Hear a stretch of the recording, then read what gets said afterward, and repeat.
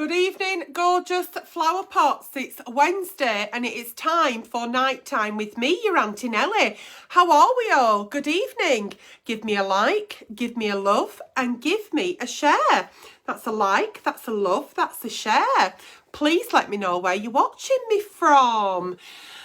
Over 18s only, as there may be talk of a sexual nature. No, there will be talk of a sexual nature, we're hoping, and there may be strong language throughout.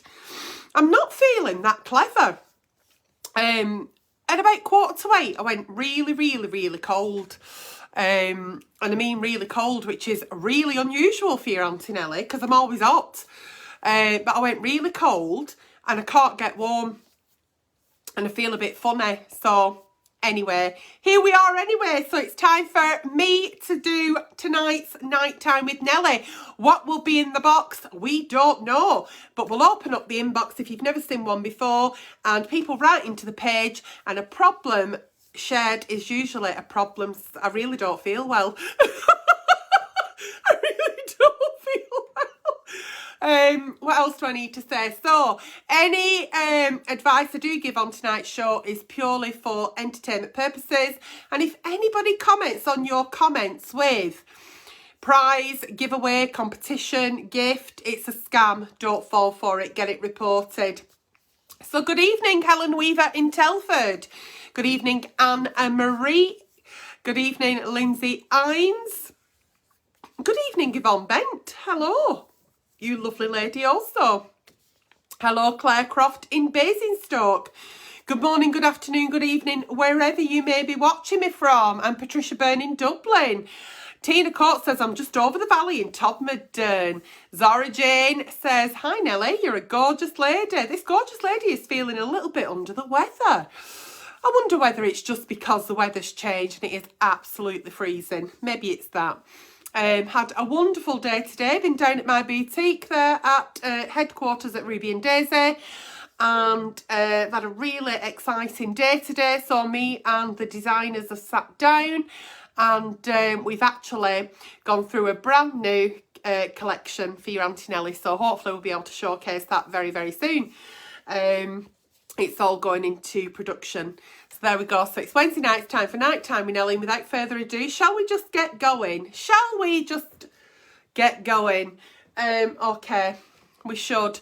Once again, over 18s, talk of a sexual nature, strong language, and any advice to give, if purely for entertainment purposes. And if anyone comments on your comments with gift, giveaway, competition, then it's a scam. It's definitely a scam. Hello, Nicole and Lauren in Accrington. That is definitely only down road. Right, let's get going. If anybody wants any nighttime with Nelly's or Sunday services, then please write into the page. Don't worry, everything's always kept anonymous. When you write into the page, there's something on the filter that edits your name out, so I don't know who it is that's writing anyway. So, dear Auntie Nelly, I met a guy online and I'm completely in love with him. He's everything I have been looking for, but there is no chance we will ever meet. He lives in Canada and I live in Finland. We met on a gaming chat room. We've been constantly messaging and it always turns to sexting and dirty pics being exchanged. I've even bought sexy underwear to wear when we video call each other. Oh, the problem is, how do I get out of this fantasy life I have chosen to be involved in? The thought of not having him in my life anymore is too difficult to think about. No one has ever turned me on as much as he does. Please help if you can. So you've met a guy online, there's no chance of you meeting, but you're enjoying. Hello, Denise in Accrington too. Hello from Clitheroe, Lancashire. Good evening there, Mr. Andy Slinger. Okay, so let's just go back. You've met a guy online, you've completely fell in love with him, you met in a gaming chat room. He lives in Canada, you live in Finland. There's no chance of meeting. Did you know there was this invention called aeroplanes?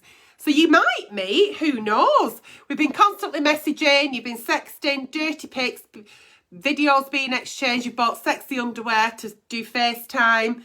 How do you get out of the fantasy life? Do you have to get out of the fantasy life? What if you're having a wonderful online relationship, whether it be sexting, texting, messages, emails, pictures, and you're both enjoying it, and it's putting a spring in your step, and it's making you feel like somebody gives a shit about you, cares about you, it's making you feel good about yourself. What is it that you're wanting to stop? Are you wanting to stop because you're thinking, I'm absolutely wasting my time here? I'm wasting my time because this is never going to go anywhere. And whilst you're putting this other person on a pedestal, you're not actually letting the door open for anybody else to come in. So you're always going to be living in fantasy land, if you will, if that makes sense. Sometimes being in fantasy land is a lot safer, a lot more fun, because we've got complete control of it, haven't we? And sometimes being in a relationship in real life, can make us feel quite vulnerable. It can take away our control. So what is it that you want to stop? Because when you've said to me, how do I stop this? Well, you have to decide if that's something that you really need to stop in your life.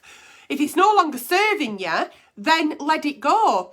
We always look at the 3 F's in life, don't we? 3 F's. F for Foxtrot. If it's not feeding you, fucking you, financing you, fuck it off. At the minute, you're having this wonderful sexual relationship online. So you've got somebody joining in with your masturbation. It's not doing anybody any harm. If you're catching feelings, they're catching feelings, and you're getting all confused about things, and there is absolutely no chance of meeting, then slowly start detoxing from that. Because the thought of him not being in your life is really upsetting you. So why do you want to eradicate somebody from your life that you actually really enjoying spending time with? And, we've got the world of social media now. It's just a different form of meeting people and connecting with people. So, I don't want you to live too much in a fantasy, because whilst you are in a fantasy, you're not leaving the door open for real people. So you may be missing out on people who can maybe be in your life, if that makes sense. Does that make sense? I really don't feel well, but let's crack on, shall we? Dear Auntie Nelly. Wow. Do posh boys have a great sexual appetite? I ask because I've just met a right posh lad, and I love hardcore wild sex, and I feel that good boys might be boring in bed. Okay. I've only been fucked by bad boys who smoke and drink and cheat on me. Fucking hell. But I've always stayed until they've dumped me, as the dick was so good. She definitely has been dickmatised, hasn't she? Am I right in thinking that I shouldn't let this posh lad waste my time, as he'll be too vanilla in the bedroom? Wow. Do posh boys have a great sexual appetite? What do you mean by posh? Do you mean like Eton? They've been to Eton education. They're on the same par as Prince William. Do you mean like they're posh because they live in London? Do you mean they're posh because they get out at bath to have a piss? What do you actually mean? I don't think your status has fuck all to do with your sexual appetite. You can have really posh people, whatever that may mean to you, and they may be also into hardcore kinky sex. You can have people who smoke, drink, who are fuck boys, couldn't give a fuck about you, and are a bit shit in bed because all they want to use you for is a bit of like a masturbation tool. So I don't think the fact that you're meeting somebody who is a bit posh is going to really determine the sexual appetite. As for letting him waste your time, have you ever thought, as brutally honest as this may sound, why are you letting a posh lad chase you if you've no intention of moving on to the next step? Because are you not then wasting his time? Yeah? So I have no explanation. I don't know if posh boys and bad boys have different sexual appetite, because I don't even think it's a thing. Okay? If you like the posh lad, he seems nice, he seems like he'll treat you right and is respectful, then there you go.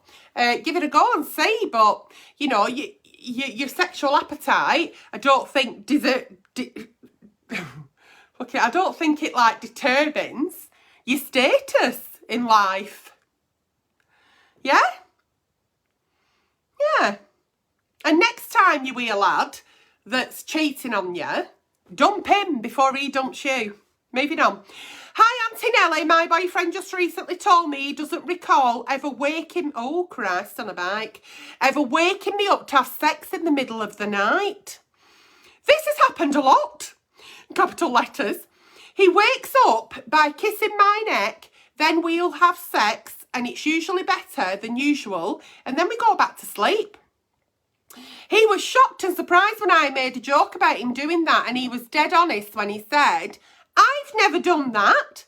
Is he having sex with me in his sleep? He's always seemed so awake when it was happening. What should I do? Should I be worried? Is there not a name for that? You know, like when you sleepwalk and you have sex in your sleep, is it called sex? Oh, will somebody just Google it for me? Thank you.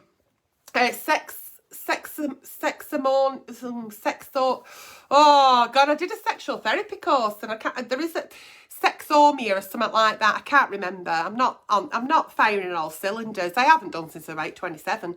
Anyway, hello Stephen Sullivan. You're still here, my love. Right. So, if there are any trolls on the page, because I've had a lot lately, let me know and I can press that button where they get reported. So I will look. Okay, so should you be worried? Absolutely not. Sexomonia, that's it. I knew the word. That's the word for it. So he's having sex with you in his sleep, and he's having sex with you. You're in a committed relationship. It's obviously consensual because you're enjoying it. He's not quite aware he's doing that. Sexomnia, that's it, sexomnia. He's not aware he's doing it. And it may make him feel a little bit confused as to why he's doing it. The only thing I'd say is there's nothing to be worried about unless it's something that he's feeling that I'm not quite sure why this is happening. He wants to get it checked out. As I always say, if there's something that's bothering you mentally or physically, then see a general practitioner, see a professional. Any advice I give is purely for entertainment purposes. Okay, number one, should you be worried? I'd be worried if he goes and sleeps at his mate's house, and then they obviously, you know, something could happen at middle at night if he's sharing a bed with somebody and that's his thing. I think it's quite nice having that little kiss on the back of the neck in the middle of the night when you're both quite sleepy and it turns into something else. I think it's wonderful. But the fact that he's actually doing it in his sleep it may be a little bit of a concern. So no, you shouldn't be worried because he's doing it with you and it's lovely and it's consensual. However, if he feels like it's something that needs to be checked out, then he can go and speak to his doctor about it and they'll have a look at it. So there we go. Oh God, we've got a troll on, have we? What's the troll saying about me? What they saying? I'm a fat, disgusting, ugly pig or something. Is that what they're saying now? Oh, they're boring. Dear Auntie Nelly, capital letters, that's why I shouted it. My girlfriend has told me that she likes rough sex, in big capital letters. Whoever the troll is, they've obviously blocked me because I can't see them, so I'll have to do it when I finish the live. Oh, like I've no fucking else better to do. I've got quite a nice tan tonight. I'm down quite tanned. Maybe it's jaundice and I really am ill. Anyway, she's told me that she likes rough sex. Each time we have sex, she seems to have gotten a little wilder. Oh, she keeps making more and more intense requests. Now she wants me to tie her up. I have said, yes, okay, but I am now not eating or sleeping properly. Heck, because I've said yes and I don't really know what she means and what to actually do. Am I overreacting? I'm worried that she could be seriously injured. Oh dear Jesus Christ. Oh, bless him. I have never tried this in any of my previous relationships and never been asked. But I do really like her. I just want to do things to her, but I don't know if I can do them safely because I've never done them before. So this young, gorgeous, anonymous flower pot has got a girlfriend, and she said, oh, I really like rough sex, and I'd like it if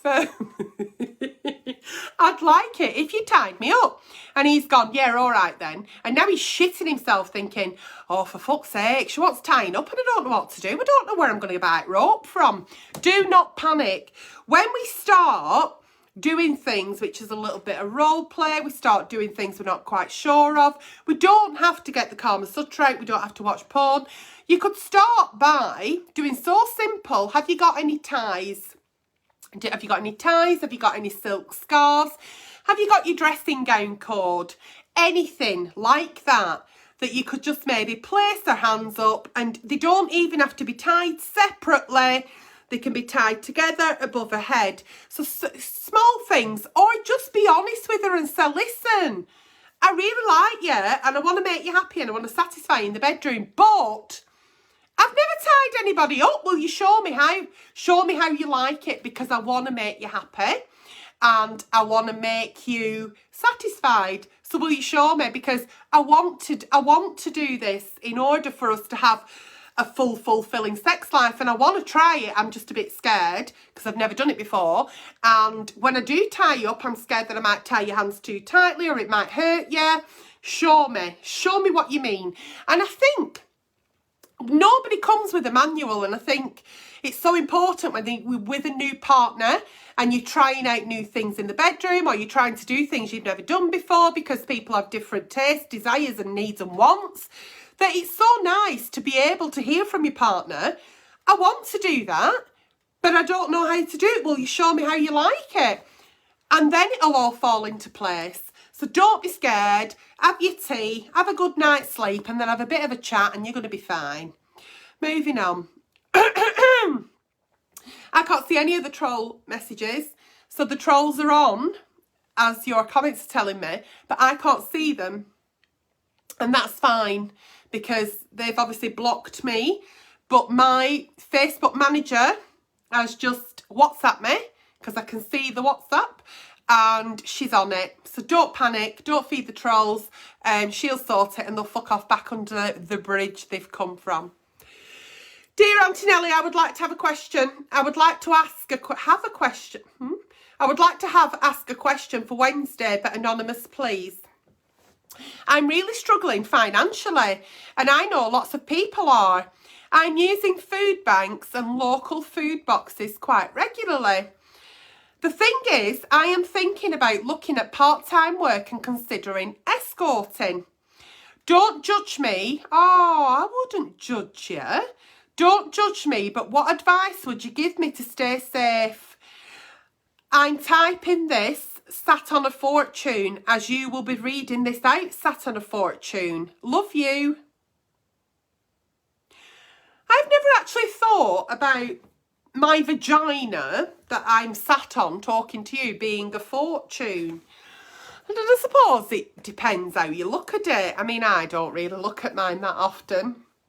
I'm not really into the genre of horror. But anyway, right, how do we go into escorting safely? Don't do it yourself. Don't advertise yourself. Don't give away your phone number. Don't give away your address. Don't give away your real name.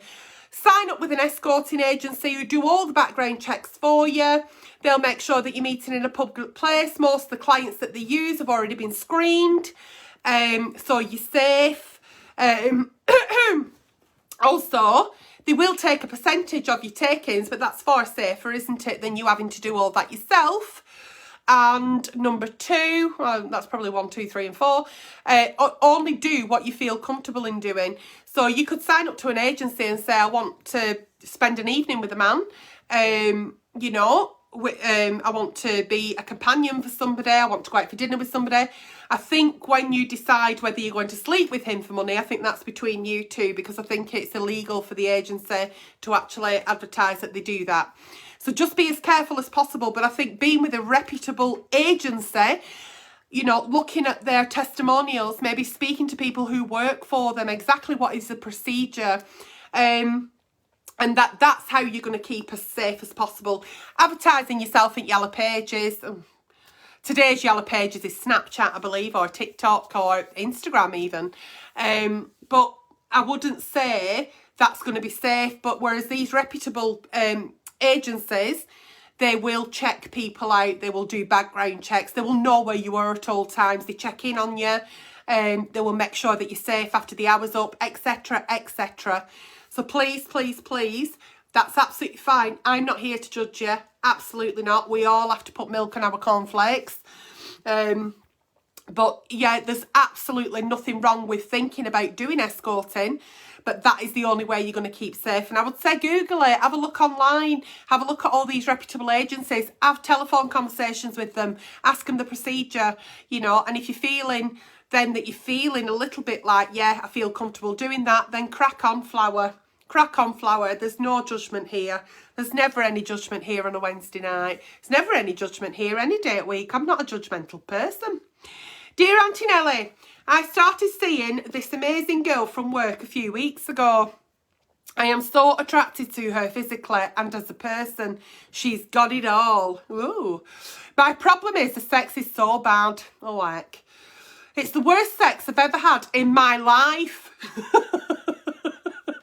She can't even kiss properly. It's like kissing a dead fish. It's awkward every time. Like the time she tried to suck my cock, she then just stopped because she said her jaw hurt. Another time, she's just stopped as I was banging her. So I did, as no means no, in capital letters. Then she just decided to start scrolling through her phone, and I asked, why did we stop? Did I do something wrong? And she said, no, I've had enough, I'm just tired. And I thought, what the fuck? It's the only thing that's off, but it's the big thing for me. Any advice, please?